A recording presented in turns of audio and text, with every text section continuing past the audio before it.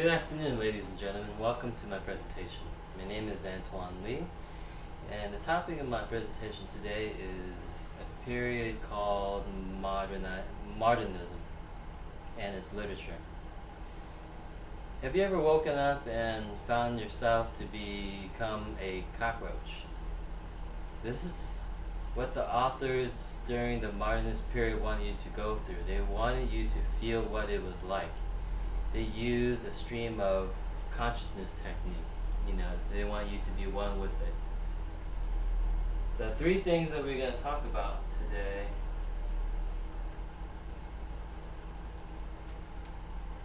is, first, I'm going to introduce to you where and how modernism came about. Second, I am going to look at some of the major ideas of modernism and its time period through its literature. And finally, we're going to take a look at a hero in the literature titled Brave New World, written by Aldous Huxley. He wrote that in 1931. But due to the limited amount of time, since I only have 3 to 5 minutes to do this, I just request that you leave your questions to the end of the presentation. Agree? Alright. First, let's summarize the literary period. It started at the time of 1870s, the end of World War II, or end of World War I. It peaked around 1910 and came to an end close to the 1960s. The origin of modernism came about in Europe, obviously because the Great War was fought over in Europe. France is the primary location of where modernism took place.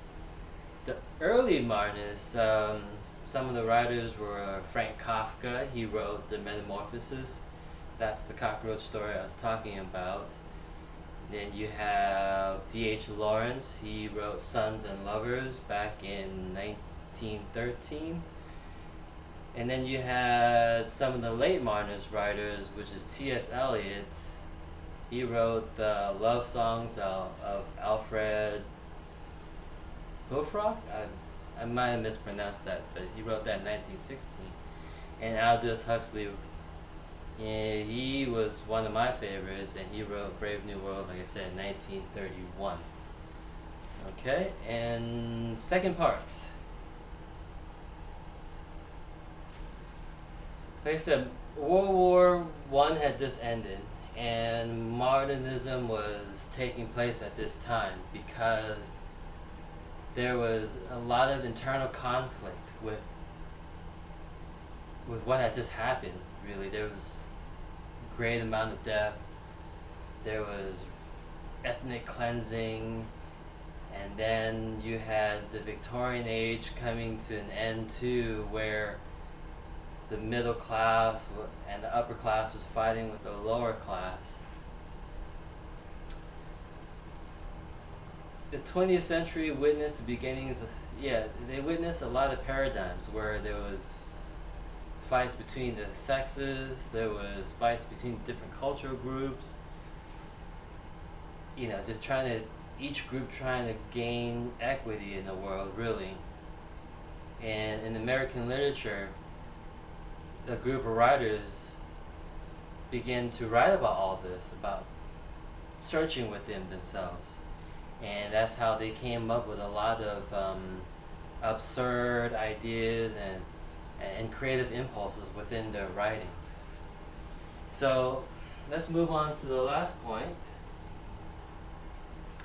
The hero, John Savage, of The Brave New World. He was the protagonist in this story.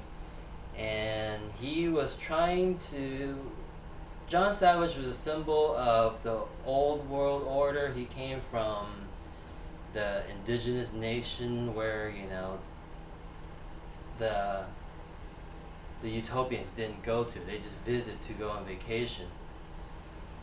But what he was trying to do, he was trying to unite both worlds. He was trying to give the utopians a sense of individual freedoms, know, a world that they didn't no longer needed Soma. You know, he tried to create a rebellion, but unfortunately he did not succeed and was, you know, thrown out. He was an outcast.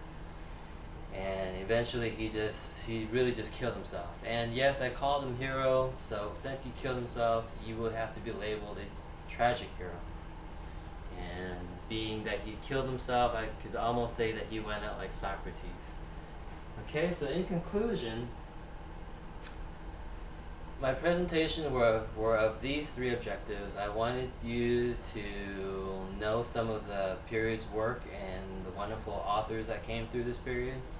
Second, I want you to know how it came about within history. And finally, I just wanted to bring up a hero of A Brave New World.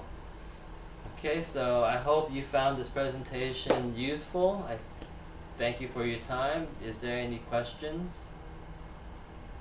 Well, if there's no more questions, then that's the end of my presentation. Thank you.